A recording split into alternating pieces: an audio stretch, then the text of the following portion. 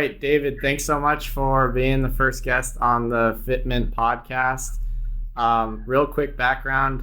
We have met before. In fact, you've been somewhat of truly a mentor in for me in Fitment.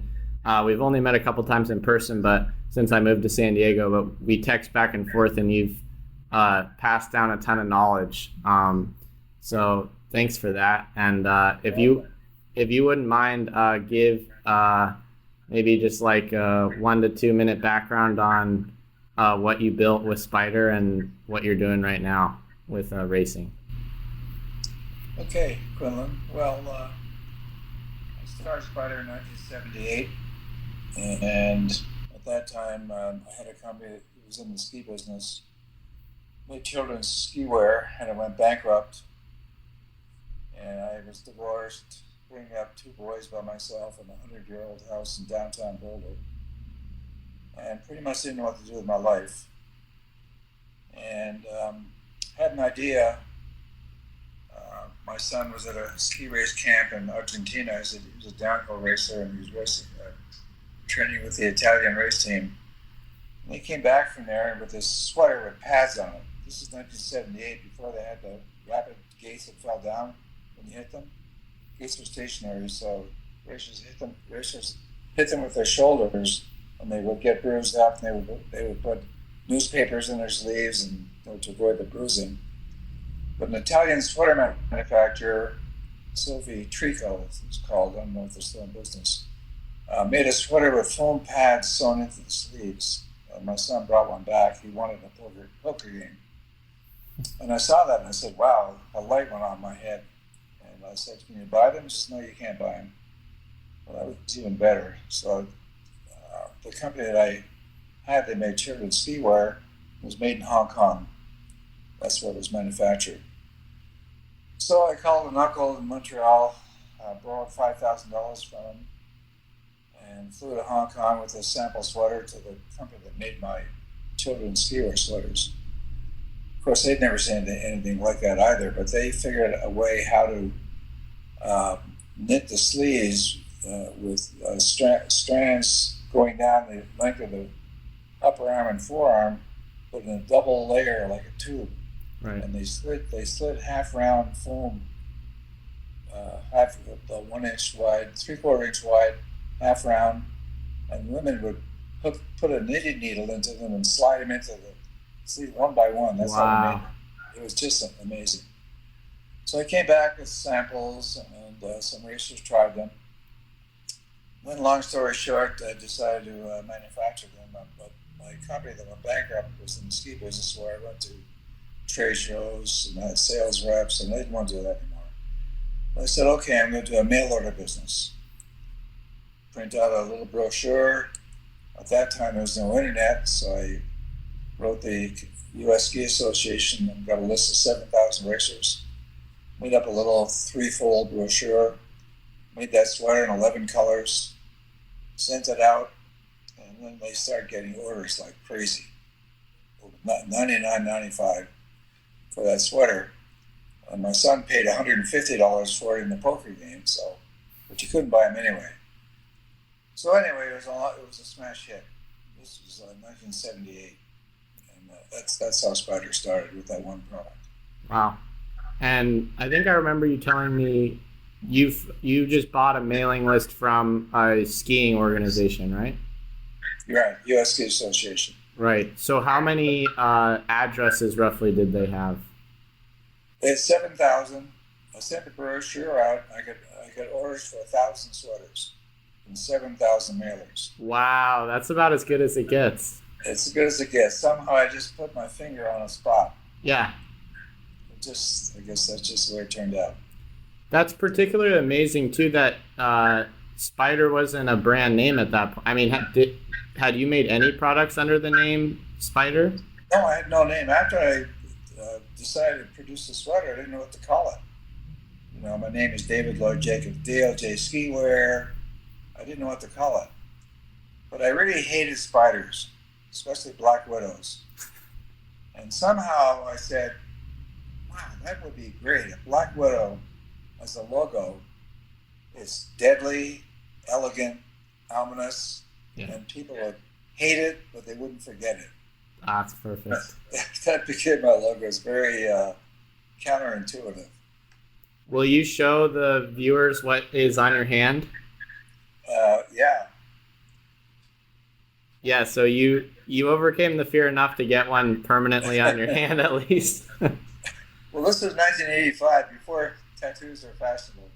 Yeah, that's very... I was a 45-year-old guy, so yeah. for me it was a bit of a leap.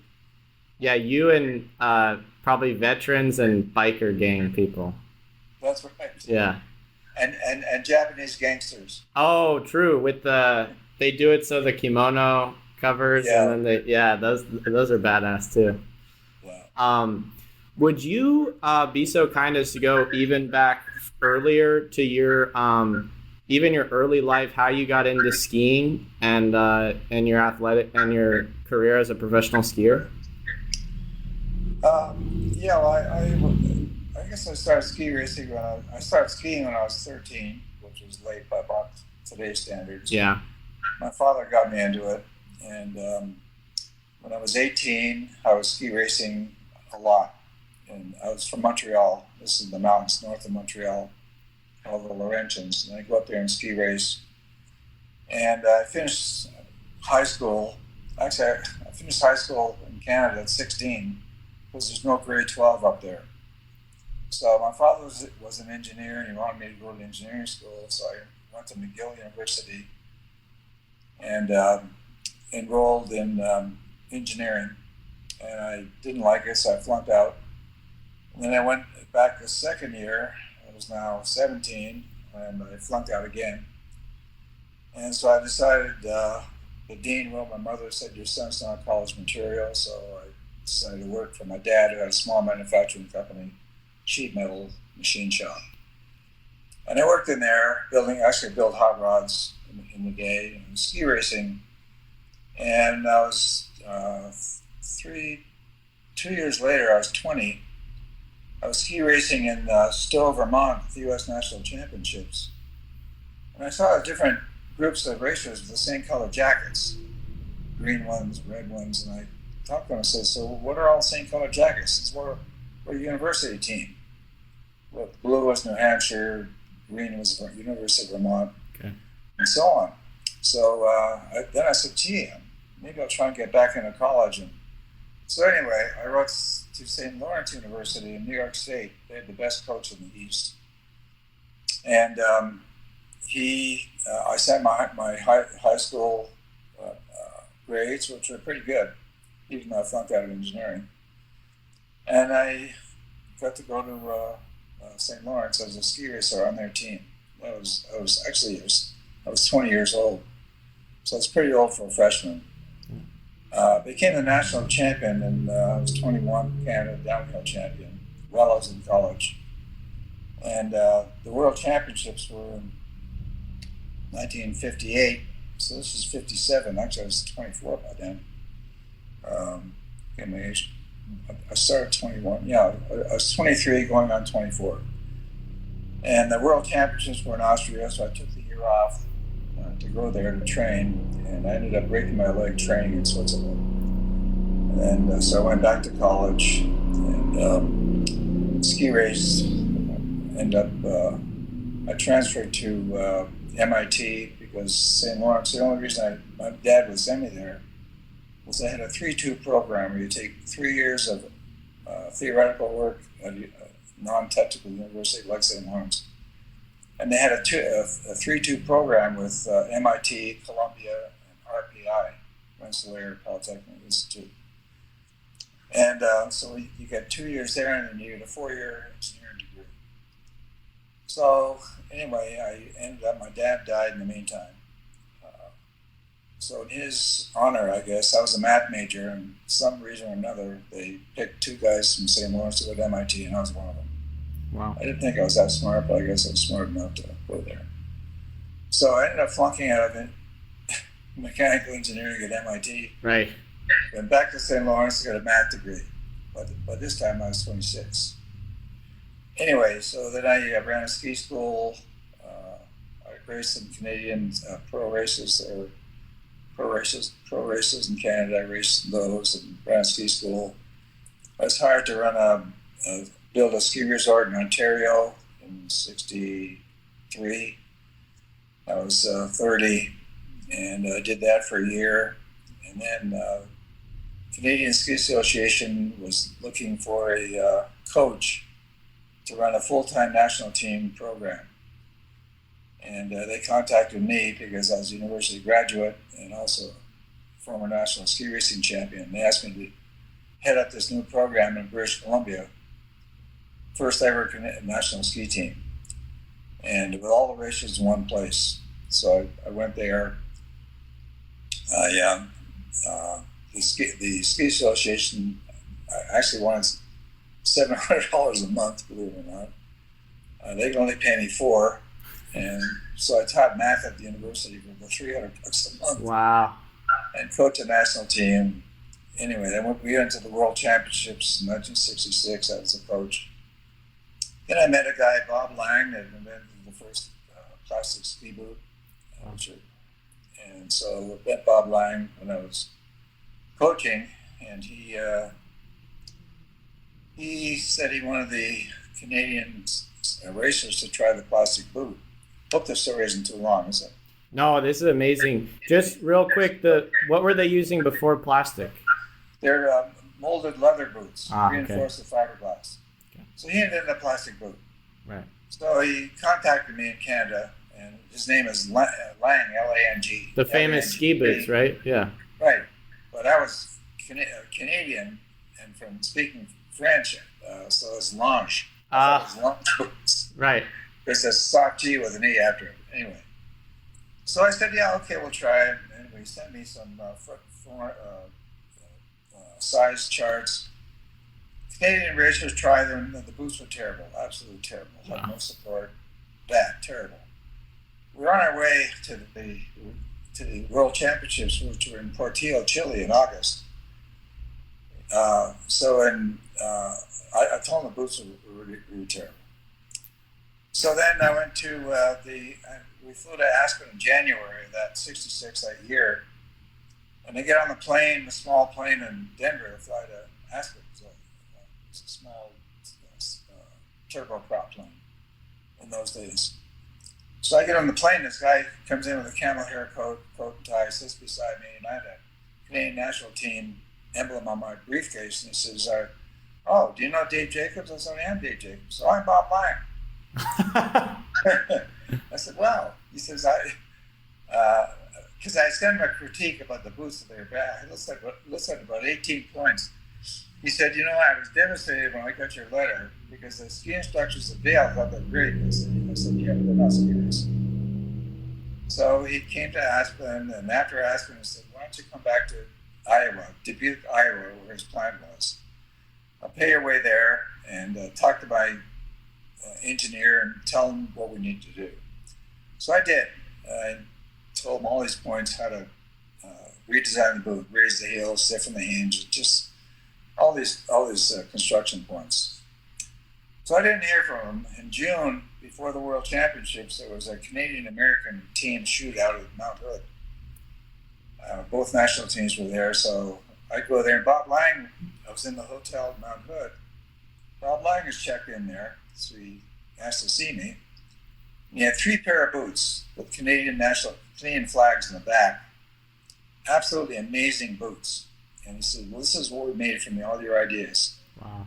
So I got 3 Canadians to try them, and they ended up beating the Americans in that race. And 2 of the Americans were Billy Kidd and Jimmy Huga, who won Olympic gold medals in '64. And the Canadian slalom skier beat Billy Kidd. And wow. So we won that shootout. So Lang said, I want to go to Chile with you. So I said, okay, you can come on our credentials. So he flew to the World Championships in Portillo with the Canadian team. And after the end of the championships, he said, I'd like you to work for me. And I said, well, I'm coaching. The Olympics in '68 were coming up. So he said, no, I'd like you to work for me. So I talked to my wife, and she said, well, if you coach, I had 4 kids at the time. If you go to the Olympics as a coach, I'm going to leave you. So I said, okay. So I told Bob, I'll take the job. Wow. So I resigned from the Canadian ski team. They were very disappointed. And I went to work for Bob Lang. We formed a company together in Montreal, Lang Jacobs Ski Boots. Each owned half of. He moved to Colorado, built a factory in Boulder. And then in 1969, this was 66, 1969, he said, I want you to come down to the U.S. and be part of the U.S. company. We each owned half of the Canadian company, so he bought my half, gave me 10% of the stock in the U.S. company, and I came down here, moved to Boulder in 1969. And anyway, so that's the story goes on. Yeah. And in 72, while I was still there, he designed, he built a synthetic, formable putty-like liner in the boots, and which allowed it to fit really well because the plastic shells were hard and pretty painful. The problem is that the liner cracked in that plastic, that putty attacked the neoprene that they were sewn into, and they cracked. And the putty went all over the skiers' feet, and they pulled their foot out of the boots full of putty. So he had to repair 20,000 pair of boots. He couldn't. It was so expensive that he couldn't repay his bank loan. I had left just before that to start a children's ski wear company a couple of months before this happened. And so, and I had a lot of stock in that company. So the company went bankrupt. Lang went bankrupt. Was bought by another company. My stock was worth nothing. I had $80,000 worth. I had about $1.5 million worth of stock. I ended up about $80,000. So I left Lang and moved into the sold house in Boulder. And so anyway, I decided to start this children's ski wear company, and that went on for 4 years till 78,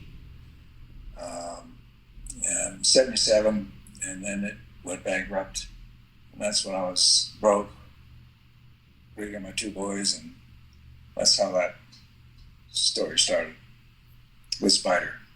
Wow. So that gets you right to where you started the story with the sweaters, like timeline wise, right?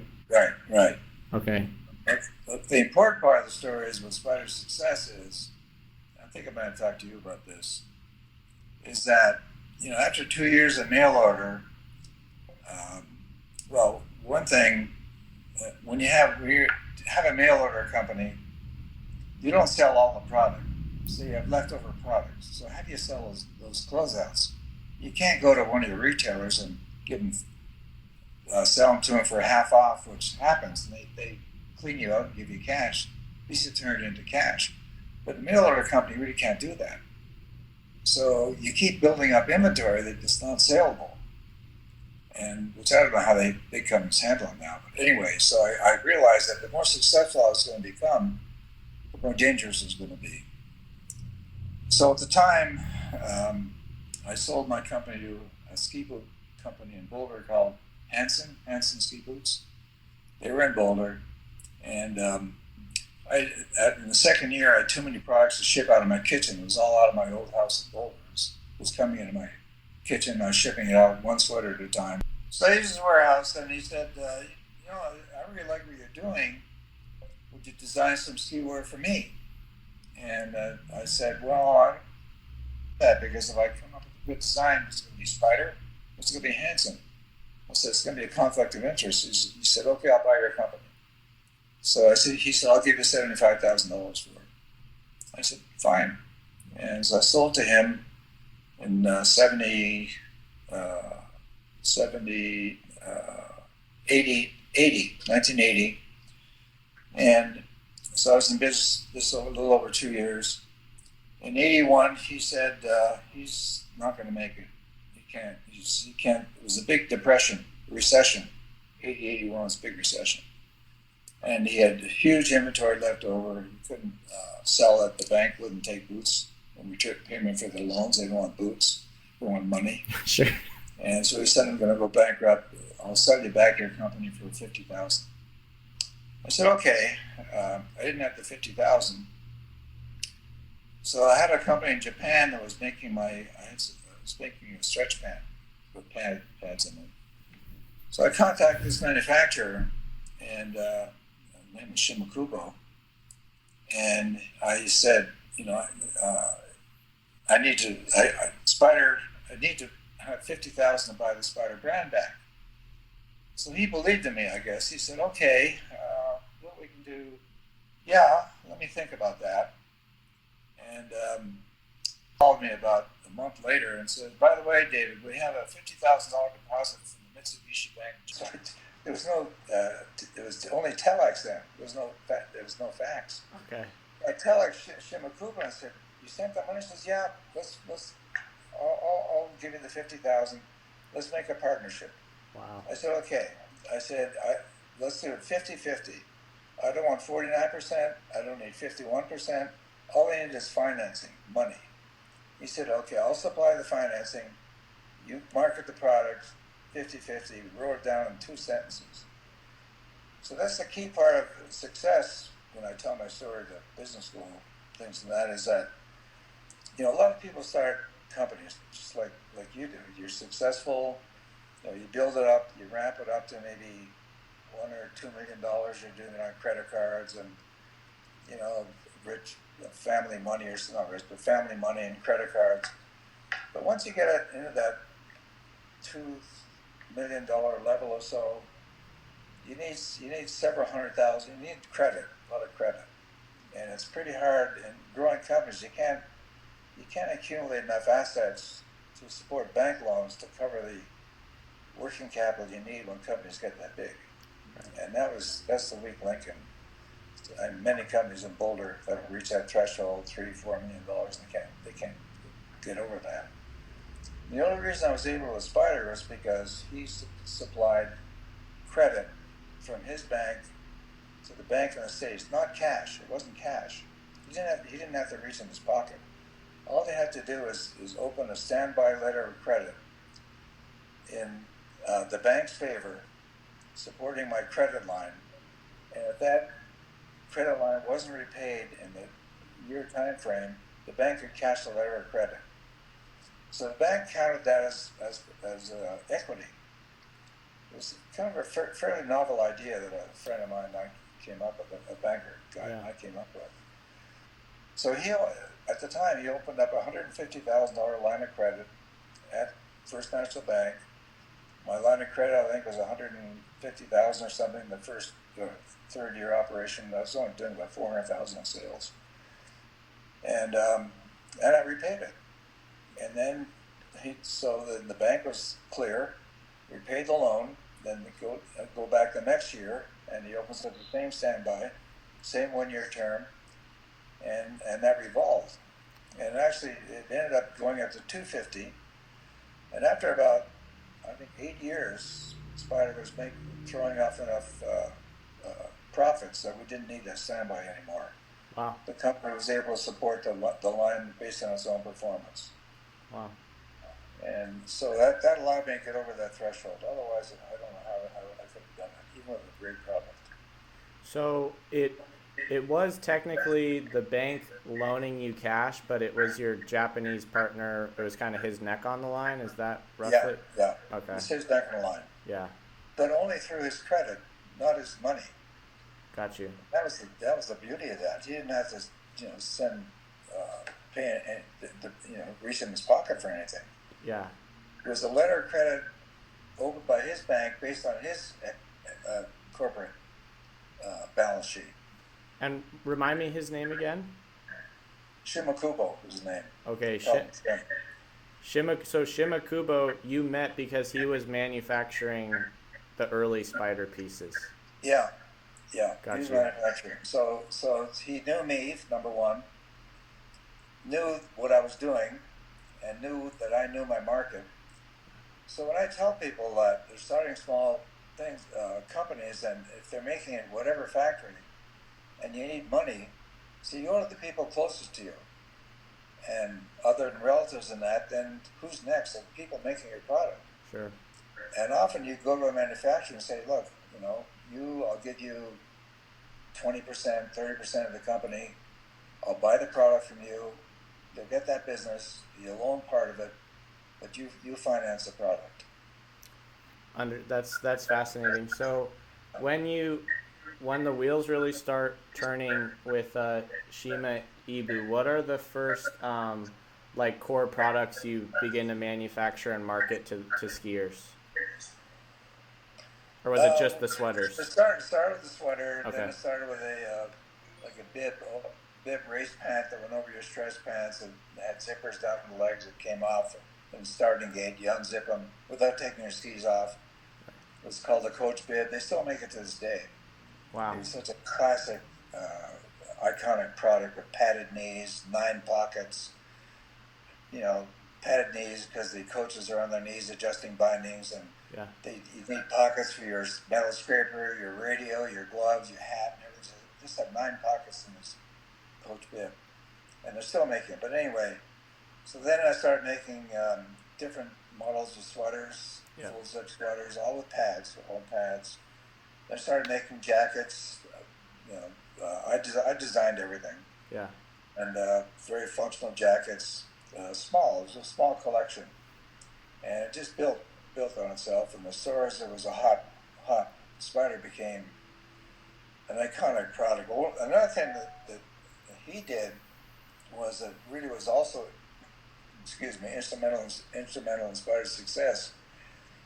Is that the best fabrics in the world were made by Toray in Japan. Torey, they still make them. And they were making very technical, waterproof, breathable products. And in the U.S., if you want to buy Toray products, you have to go to their office in New York. But Shimakubo was in Osaka, and Toray's headquarters were in Osaka. And he had a connection directly with them in Osaka.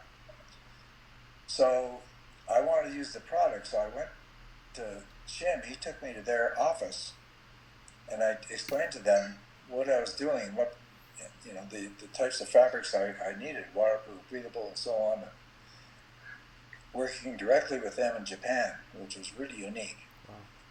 And they too sort of got captured with the Spyder idea, the uniqueness, the high technological, the pinpoint focus on a very high part of the market,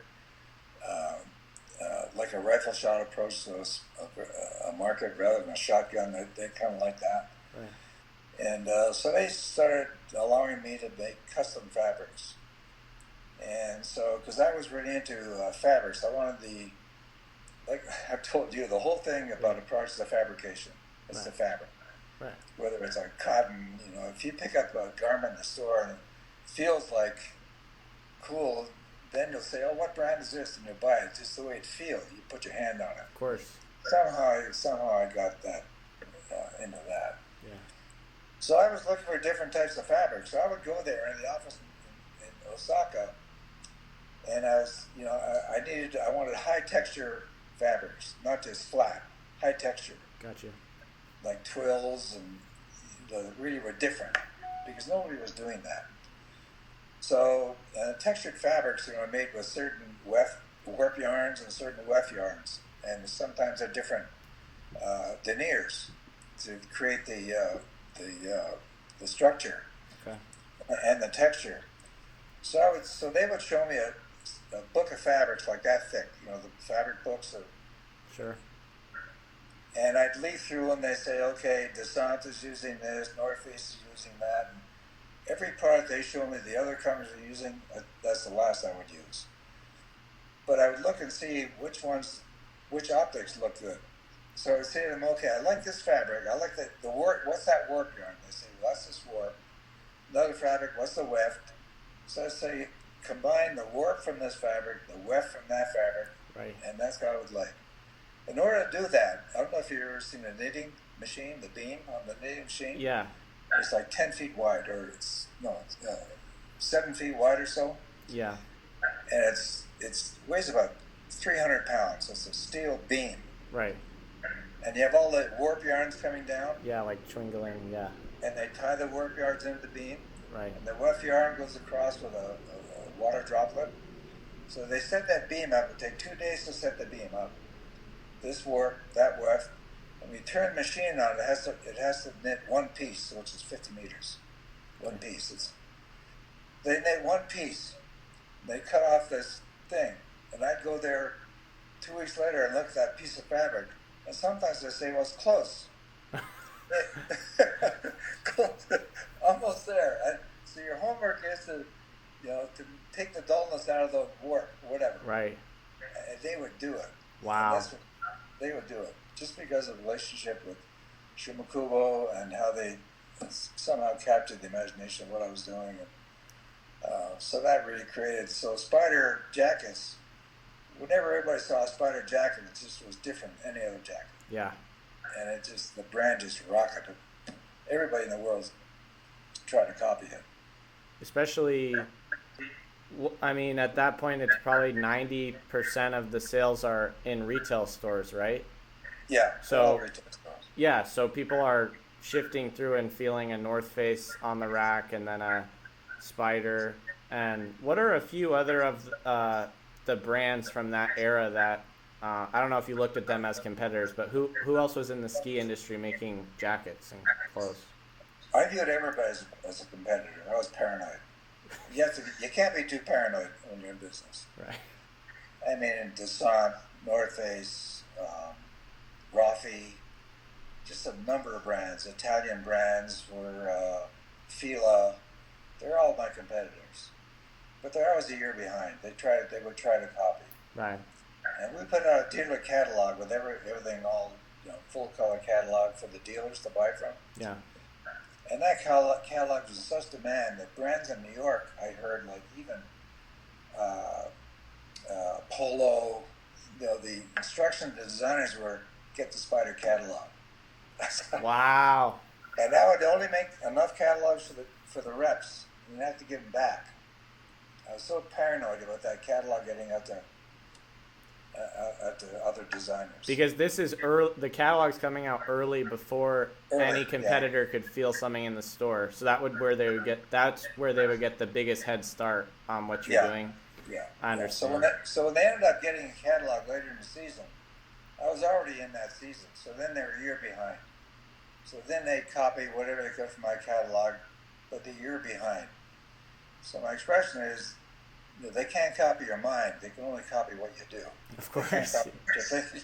Yeah. And you'll always be a little bit quicker. Yeah. So exactly. I just want to circle back because it sounded like such a pivotal... The relationship with Kubo and his... Shim. I call him Shim. Say it again? Shim. Okay. The legendary Shim, that seems like a massive... force in growing Spyder, not only because of his fabric connections, but the trust he had. Because what you were describing with how nitpicky you were being, which is what you have to be to get the fabric the way you want, I imagine a lot of up-and-coming designers would have been shown the door.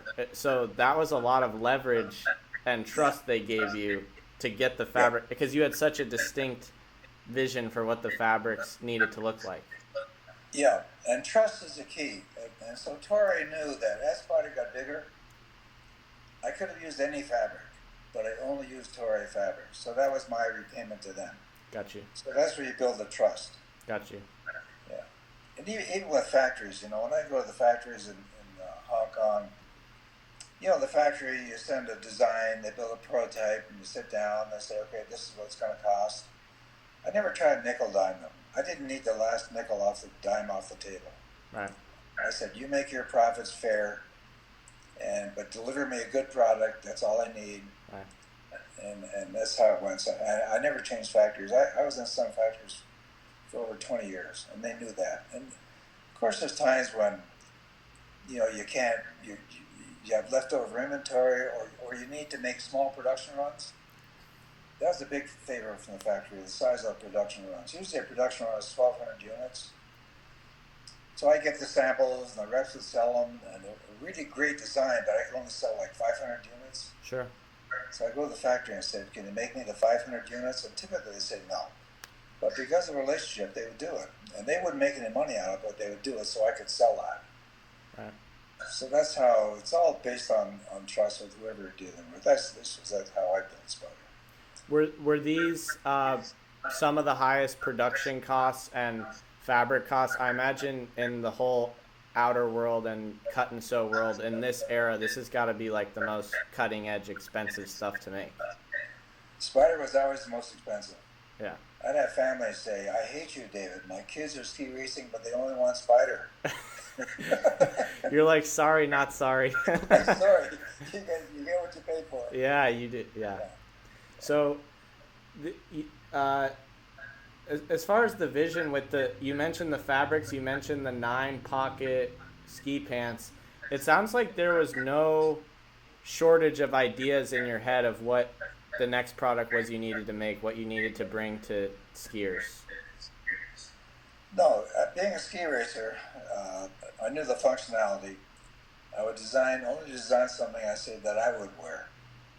And I wasn't a stylist. I hate that word styling. I designed from function. Right. And form follows function. You know that. And so and a lot of its designs are asymmetrical. You know, I have one on the left side of the chest would be a big cargo pocket where you put your hat in or something. The other side was a zipper product. Zipper product was all asymmetrical. Almost everything I did was asymmetrical. Interesting. So that designated function through design, right, not just styling. Right. Yeah.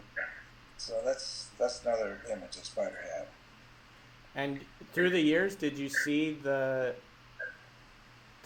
even though you were designing it from a technical standpoint, did you see more people in it, more brands like you mentioned, Polo? They started to copy the form aspect of it, the styling aspect. Yeah, they did. I'd go to the trade show at ISPO in Germany. It's a big, huge trade show. We had about 5,000 square foot booth. Yeah, we were a big presence, and there were brands all around me. I couldn't tell. I said, "Is that Spyder?" Yeah. It's a dead copy of last year's Spyder, but the same. They copied everything. Okay, so we're in the 70s right now, and you're cooking along with Shima, and you're selling in stores, and then as the brand continues on, you're into the 80s, 90s. Skiing is changing year to year immensely, and free skiing starting to take over, but Spyder is still just as relevant today. And I think I guess let me ask this, how long were you the head, like the chief creative designer, the chief CEO of Spyder? Well, I was always the CEO, but I designed it up until about, Spyder was only men's, there was no women's, because I couldn't design women's. Wow. And so then we're probably mid-90s, we're in business 15 years. Yeah.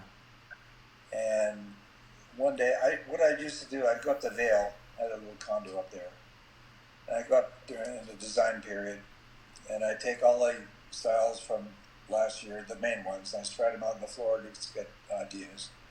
And I have a drawing board, the blank sheet of paper, then I'd try and come up with, Spyder, I didn't want to recreate it, because it has to follow a design track. Yeah. People expect certain things in design. You can't surprise them. Sure. At least for the brand like Spyder. So it had to be sort of a iteration of what I did before, but what kind of iteration? So finally I started running out of ideas. So it reached the point, 95 or 96, I said, geez, I can't do it anymore. Interesting. And so I started looking for outside designers, and my rep in Germany said, knew a woman that designed great designers. I went to Italy and talked to her, and she became one of my key designers. Then I started reaching out. I don't want designers that designed really high-end clothing. So I talked to a designer at the time and said, well, I designed for Columbia. So that's not good enough. So, and I would tell my designers, look, stretch. I want you to stretch yourself. Don't give me stuff that's, And that was my whole impetus. With everything I did, it was just had to be to the limit. And I found designers, but I would approve everything. Right. So all the sketches would come in. We'd have 4x8 foam boards. Maybe you're doing the same. You have each design pasted on the board and the different collections, and so they would.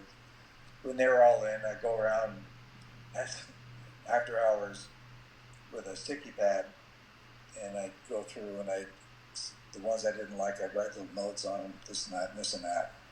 So I would critique, and then the merchandisers would, sift through those ideas and come up with what the collection would look like.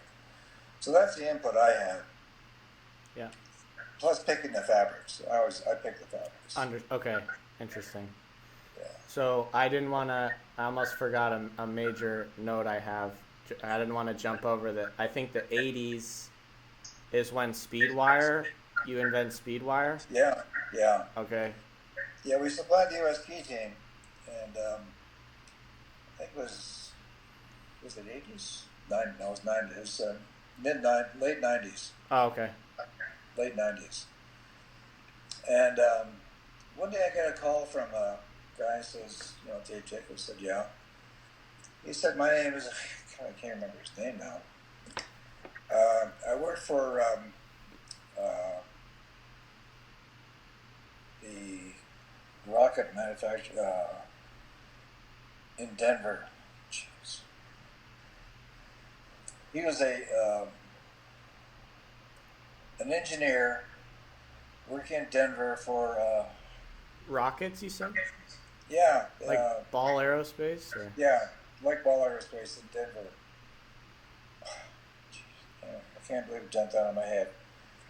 He said, I'm a designer for them and working on drag problems in rockets. Wow.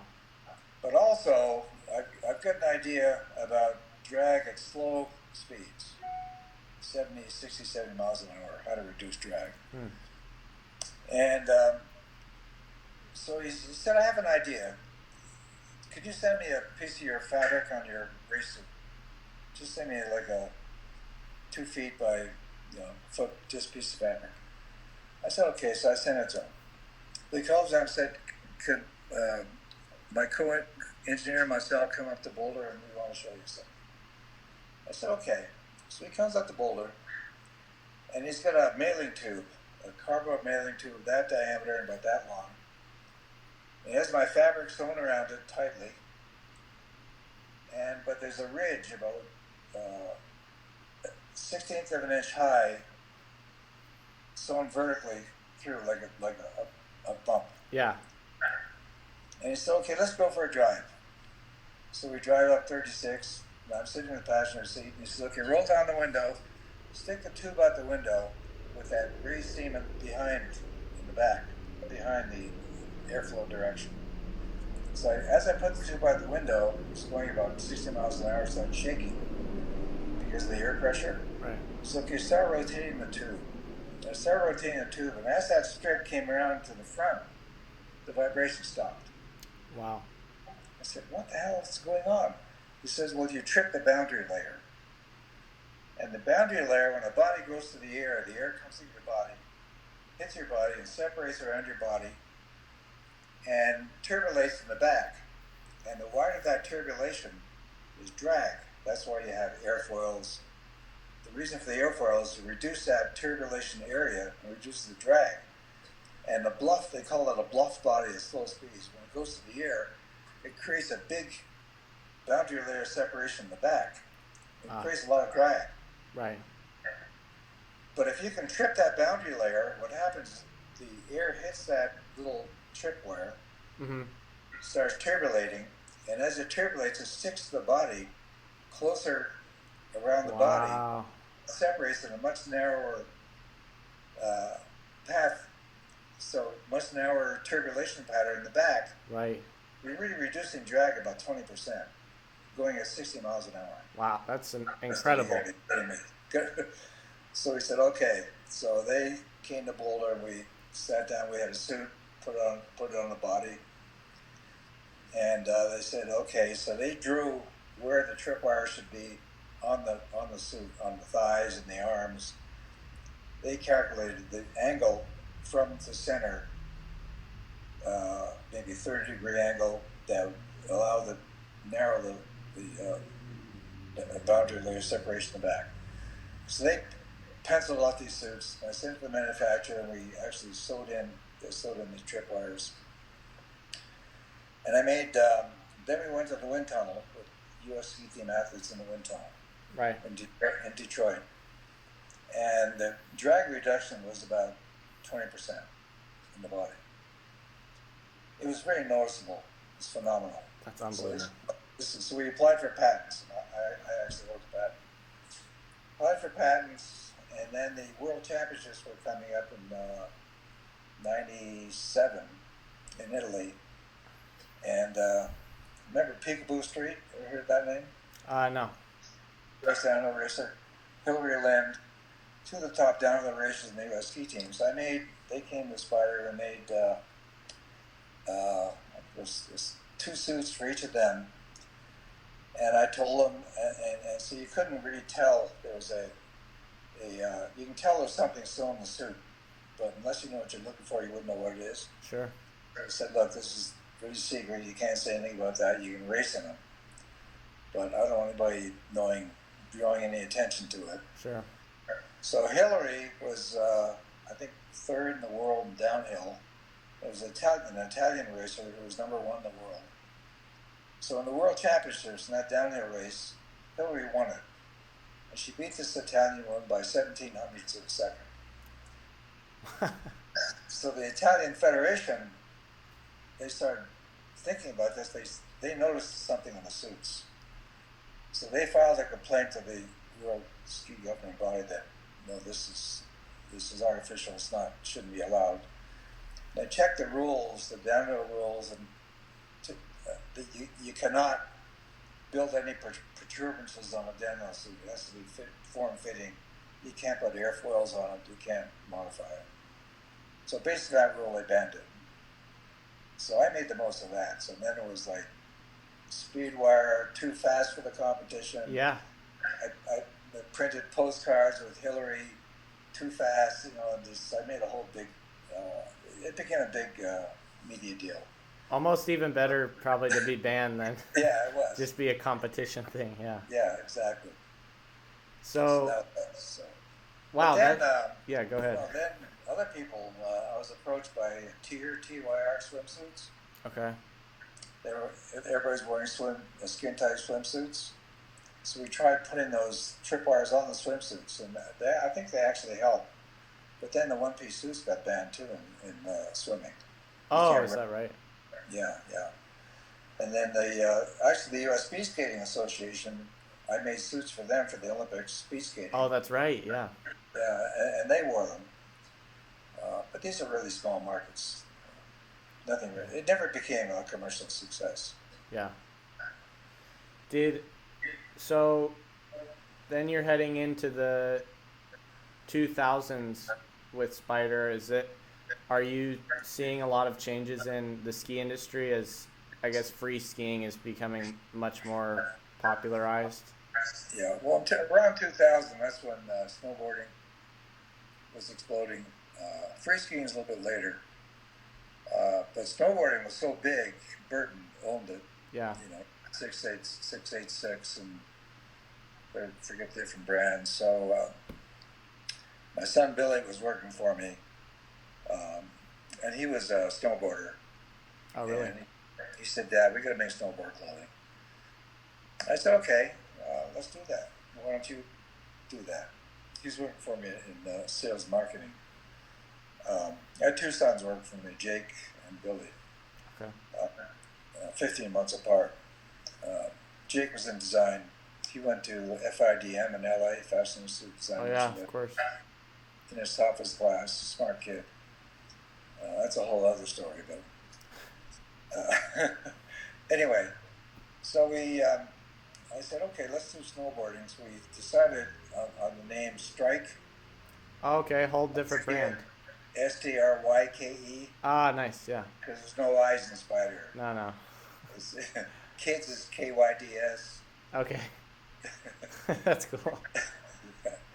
So Strike, and got a company in Boulder to design a logo, made suits. So one of my designers that designed my high-end men's line, uh, I said, "Can you design a snowboard?" He said, "Yeah." So he designed it from the way he designed it. It was very complicated, asymmetrical, a lot of panels, beautiful clothing, beautiful. Snowboard clothing was like bags, you know. Right. There was no style. It wasn't style. It was just like grunge. It was grunge. Of course. Yeah. So the first strike lines was like elegant, beautiful stuff. So we went to the trade show. It was an immediate hit. We sold about $1 million worth of it. It was way above the market price. I think jackets were $250, where a snowboard kid wouldn't pay more than $150. Ours were $250, $300 ski jackets for snowboarding. Yeah. And it was an immediate hit. Ordered in, but it didn't sell out. It was too expensive. So we decided to change the direction and went more grunge for the second year. But the snowboard market was so insular, and the alpine market was like corporate, and they didn't want to have anything to do with alpine. Spyder was a non grata Sure. to this snowboard, because Spyder was ski racing. And so my reps would walk into a snowboard shop, my Spyder reps. Some guys were older guys, not kids. And one big shop in Aspen said, guy walks in with this collection. He says, "Okay, before I even look at your collection, you bring me a video of you on a snowboard." Don't look at it. Yeah. That's how it was. So after 2 years, I knew it was futile, so we got out of it. Interesting. Kind of stick to my knitting, He wanted you personally on the snowboard? I started snowboarding. I snowboarded for 10 years, but I was on a carving board. Oh, yeah. I had an asymmetrical carving board. So that has like the twin tail type design? Well, is that? No, it's a board that has, it's asymmetrical. Instead of a nose, it's kind of a slanted. Yeah. With a high waist, curved waist. You wear ski boots, and you carve like, it's for racing. Slalom, iron slalom. They're called carving boards with ski boots. So instead of your feet being perpendicular to the board, they're almost in line with the board. I've seen them. It's almost like a slalom water ski type situation. Yeah. I did that for 10 years. So then, are we jumping too far ahead to talk about when you sell the company in 2013? No, 2004. Actually, I needed in 1997. Yeah. I started feeling the heat from Polo was getting into skiing. Really? Ralph Lauren, Prada. Right. They're all getting into skiing. So that was your market before even the high fashion brands were. You were getting the highest level. I was, and they saw it, and they skiing was becoming fashionable with wealthy people, resorts and everything. So they wanted to get into skiing, and I could feel a little bit of heat from them. Yeah. So I said, "Well, geez, I gotta do something." So I formed an advisory board of some people I knew. The president of the First National Bank in Boulder, who I knew, an accounting company, Deloitte and Touche, I knew a guy there. The guys that designed my logo in Spyder, about 6 of us, and they were kind of my advisory group. And I'd take them out to dinner, and I'd say, "Okay, here's the problem. I feel these big companies coming. That was one problem. The other problem was that Spyder was becoming bigger, and I was selling to like Dick's Sporting Goods and the big stores. Yeah. You can't just ship them boxes. That's all that has to be PDF, barcode. Right. And so that's a whole thing. You need a computer system to manage that. from the factory. It's going to be, that's a whole other system. Sure. We didn't do that. Sure. So that took money. And so anyway, long story short, we decided to look for minority investors, put together a little offering booklet, talked to some bankers, and found a company in Denver that invested in small companies, and they bought 35% of the company at the time, for $5 million at the time. And with that money, I hired from Doc Martens in the UK, the vice president in charge of sales. Okay. Very smart young guy. Knew the international markets. He moved to Boulder. Hired him. We did a ERP computer system. It was over $1 million. I think, I forget who it was. We did at the time. Wow. Hired a CFO. We ramped up, and it worked. The guy from the marketing guy was amazing. It really worked. So that up until that was 97, the private equity guys were happy. Usually they have about a 5-6 year window. Sure. They want to get out with your exit strategy in 5 or 6 years. Yeah. So this was 2004. It was now 7 years, and Spyder was doing maybe 70 million in sales, and and the market was hot. Equity markets were flush with cash. Brands were hot. They wanted brands. Everybody wanted brands. And so we went out, hired investment bankers, same process, and got 5 bidders. One was VF, one was Wolverine, and 2 other bidders. Bid for Spyder, and the bankers didn't want any bid that didn't have a 1 in front of it, like 100. So anyway, we ended up selling to a private equity group in New York City in 2004. It was public information for $100 million. Yeah. And, I mean, so that was back in 2004. Yeah. Yeah. Yeah. Yeah. And anyway, so my partner, who hadn't really been involved with the company, financing it at all, so for 10, 15 years, he was my 50% partner. So my bank would say, Dave, what? Renegotiate that.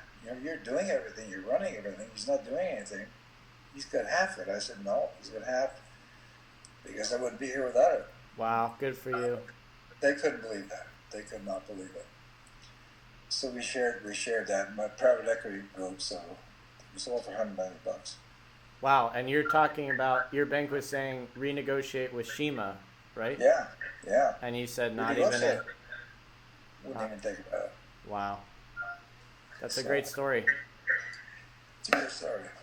Yeah, it is. And it's such a common theme as I've talked to you, how powerful the relationships were along the road with Spyder.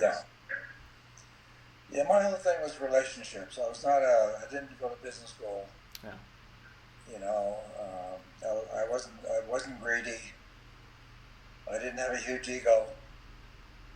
I just wanted to make good products that people would buy and respect. Right. And work with people that trusted me and would deliver me the quality and everything I needed. And everything I did was relationships, trust. Yeah. So I had my dates mixed up then. So you completely sold your percentage of Spyder in 2004. So in 2004, but they wanted me to stay on until 2010. Ah. I was chairman and CEO at 2004. I wanted to name my son Jake as president and CEO, not because of the family, but he was smart and he earned it. And so in 2000, they said, okay. By 2008, Jake was president and CEO, but I was chairman. And I said, in 2010, the Olympic Games were going to be in Canada. Right. And I was supplying the Canadian ski team as well as the U.S. team. I said, I want to be at the Olympics when 2010. That'll be my exit. Be a Wow. full circle for me. And back in Canada. And back in Canada. Wow. So in 2010, I left. That's when I left. Wow. And that was Vancouver. Vancouver. Yeah. And what were some of the highlights from that Olympics for you? Actually, I didn't go to the games. Amazingly enough, interesting. Oh, I ended up going there, although I've been to almost every other Olympic Games. Um, I don't know. Let's see, what the athletes were in 2010. That was Bodie Miller. Bodie. No, the Mayer brothers. Oh yeah. Yeah, the Mayer brothers. Billy Johnson. Yeah. Anyway, I didn't go there. Yeah. And I just have I won't take too much more of your time, and I really appreciate you doing this. I just had a couple more questions I noted down as we're. Actually, let me ask: are you good on time right now, like 10 or so? Yeah, I'm good. I'm good. Sure. Okay. Um, you mentioned you've seen other companies in Boulder. They run into issues with, I guess, just struggling from success, and as they grow. Is that something you do with your time now? Is advising other companies or mentoring? Yeah. Yeah. Not often, but I do. Yeah. Um, yeah, there's a fellow that makes bicycle race wheels. Oh, cool. I've known for years, since he's probably in his 60s now. I've known him. He's known my kids, my son, so he just met with me recently. He's not sure, reached a certain size, what to do with it. So I give my advice on that. You're one of the latest ones in clothing. Yeah. Yeah. I've talked to guys. There's one guy. You ever hear of Dirt Designs? Yeah, I have. Yeah, he's in Boulder. Mountain bike stuff? Yeah, mountain bike stuff. Yeah.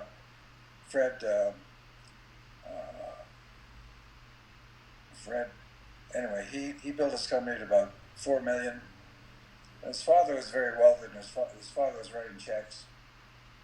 Finally, his father said, I don't want to write any more checks, and he couldn't get financing, and so he went under. He made good stuff. I really liked his clothing. Yeah. I still have some, but another guy that made outerwear. Can't remember the name. He's been gone a while, but these companies reached about 4 million, and that seems to be the threshold where they need serious financing. Yeah. And it gets harder to get once you get up in those numbers. You mentioned your friend who made great products but went under with. I'm guessing you just didn't have the sales. Do you have any words of advice to people who feel like maybe they've made this awesome product, but marketing and getting it adopted to a group of people as a whole, that's a whole other story. And I mean, personally, that's something I battle with on a daily basis. So do you recommend people, hire people for marketing? How do you approach that problem? Well, that's kind of the least of the problems. I think financing is the biggest problem. Marketing kind of falls in line with what you like to do. Like you had this idea about the dojo pen. Right. Wherever you got that. Which I thought at the time when you came to me, I said, oh my God, this is too narrow a market. I helped you. I said, part of me said, not a chance. But, I've seen what you do on Instagram. I think you've done great things with it. Seems like you're very savvy with the computer, the social media thing. You're very savvy about that. And Thanks. I'm very impressed with it. So from that, then I don't know how big that market is, but the climbing market, I was mentioning, I give the parents of my grandson was a climber. He said the climbers love it. Right. I don't know if you're approaching that market at all. Yes, pretty adjacent to that, we are going to be working with this gym Apex that is, the whole parkour scene. Yeah. Yeah, so they reached out to us, and they're going to the world. There's this new sport called chase tag, where basically there's just all these obstacles in a warehouse, like boxes, stuff you have to and it's just 1v1. The guy has to tag the other guy. Oh, So basically, it's parkour is the skill you need to be really good at that. So they're gonna test them. But yeah, it's really interesting what you said, because with something like the dojo pant, for martial artists that are into a kung fu pant, it's an extremely narrow market. But if you remove the martial arts and you just look at the pant as it's comfortable to wear all day, but you can also train in the gym, well, yeah. that's too big of a market. That's all of athleisure. That's Yeah. Lululemon. So yeah, it's finding that happy medium. Um, but yeah, The thing is to one thing that Bill Spyder actually was putting on the right people, the right athletes, yeah, and if you get on the right people, then you get trickle down promotion, which is most powerful. Word of mouth, trickle down. Hey, what's that you wearing? Where'd you get that? yeah, Okay. So if you could pick a sport that you might be interested in, you're not already into, look for the top athletes in that sport yeah, and give them your product, get them to wear it, yeah. at least to get exposed. And I mean that's one way to approach it. Uh, It's tried and true, that method. yeah. Go to the top people Yeah, and give them stuff. yeah, Um, yeah, that's the formula that I used. yeah. Are there? Do you still pay attention to the ski clothing world? Are there any brands that catch your eye, or especially on the technical aspect of things? There are a lot of new brands that I don't keep close to it anymore. Yeah. But I know they're new brands.